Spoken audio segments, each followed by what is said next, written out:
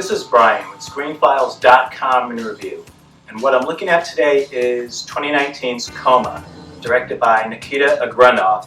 And this is, first off, it's a Russian film, and it's an interesting one, though not without problems.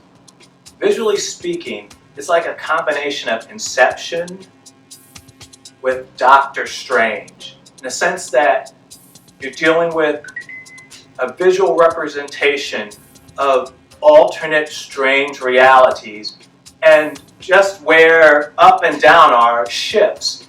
It's in many ways a visually remarkable film, but at the same time, the visual is the main attraction to it, and that brings its highs and its lows, in the sense that when it works, Koma is a gorgeous film. Though the problem is it doesn't always work, and some of the technique behind the effects show through. And there's the fact that the effects, while visually interesting for the most part, are so ubiquitous that they become commonplace after a point. And that's something you never want with a visual effect. If it becomes ordinary, it by definition becomes less interesting. And that tends to happen with Koma. Though the most fascinating thing about this movie is that the visual effects, while initially interesting, as I mentioned earlier, become very commonplace. Though the thing is, the story starts to move about an hour in. I believe it's about a 2-hour movie. And the story starts to really get interesting, and what happens an hour in? Primarily, the movie starts to live in the real world. If you're not familiar with Koma, it revolves around people who are in comas. And there's a world that exists for these people. There's more to it than that, but that's revealed later in the movie, and I'd rather not give that away. Though, it's an interesting concept, but as I said, the movie becomes a lot more interesting when they're in the real world and not within the whole Koma concept. As a movie, as I mentioned earlier, it reminds me of things like Doctor Strange. It reminds me of Inception.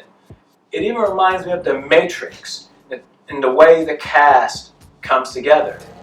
But at the same time, it oddly enough reminds me most of all like Tron Legacy, in the sense that that's also a movie which was dominated by technology in the visual sense, never mind its plot.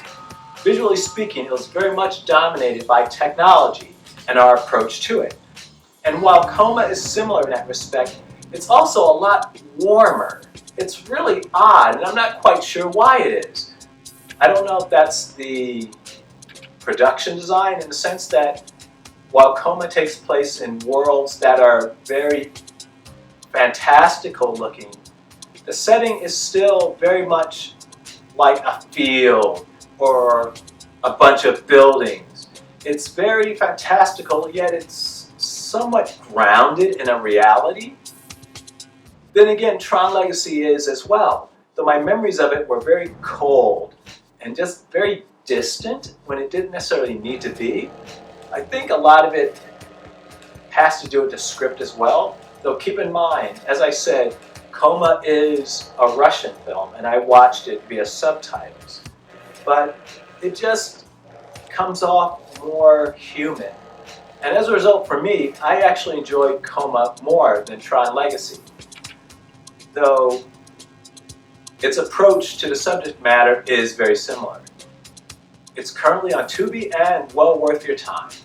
This is Brian with ScreenFiles.com in review. Do you agree, disagree? Let me know down below. And as usual, consider a like or a follow. Peace.